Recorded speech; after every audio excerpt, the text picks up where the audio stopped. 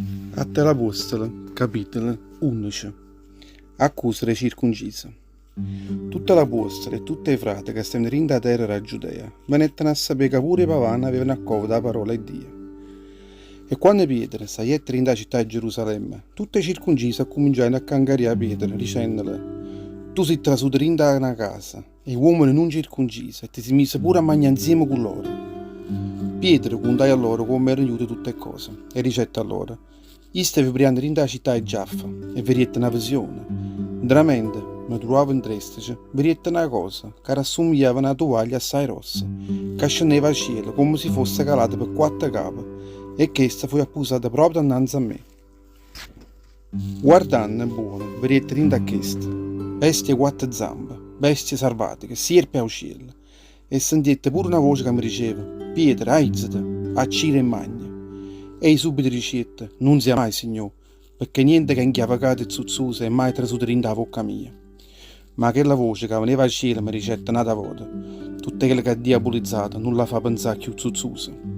Tutte queste succedette per 3 volte e per tutto fui portato un'altra volta in cielo. E proprio rinda a chi lo stesso momento 3 uomini arrivarono rinda a quella casa dove stavamo noi. E chi erano stati mandati proprio rinda a città di Cesarea per me cercando. O spirito mi ricette e io con loro senza fa storia. Insieme con me venettero pure chi stati 6 frati e tutti insieme trasittiamo rinda a casa di l'uomo. Chi se poi contai che aveva avuto un angelo che era venuto rinda a casa sua e l'aveva detta: manna a Giaffa e fa venire a Simone chiamato pure Pietro. Chi se ti dice la parola santa e per mezzo che la sarai salvato tu e tutta la famiglia tua.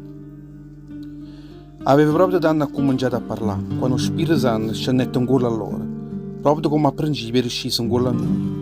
Ma ricordai tanto che la parola del Signore che ci diceva: Giovanni battezzai con l'acqua e voi invece sarete battezzati con lo Spirito Santo. Se Dio ha fatto scendere un gol a loro, stesso reale che aveva dato un gol a noi, perché avevamo creduto in il Signore Gesù Cristo? Chi eri che poteva mettere un tuppo innanzi a Dio? Sentendo tutte queste cose, San Manzanetta e cominciano pure loro a glorificare Dio dicendo: pure a tutte le pavane Dio era da razza si convertì perché pure loro avessero che la vita sua. E i cristiani Antiochia. Tutti quelli che erano stati sparpagliati troppo nel vuoto, che erano schiuppati quando avevano acceso a predare Stefano, erano arrivati in a Fenice, a Cipro e Antiochia. E si mettettero a pregare la parola del Signore solo all'ebrea.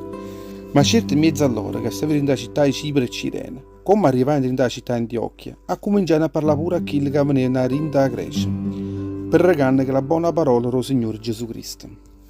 Amando il Signore, stava insieme con loro e a così parecchia gente credettero e si convertettero al Signore. Questa bella notizia arriva in orecchie alla chiesa di Gerusalemme, che mandai subito Barnaba a Antiochia.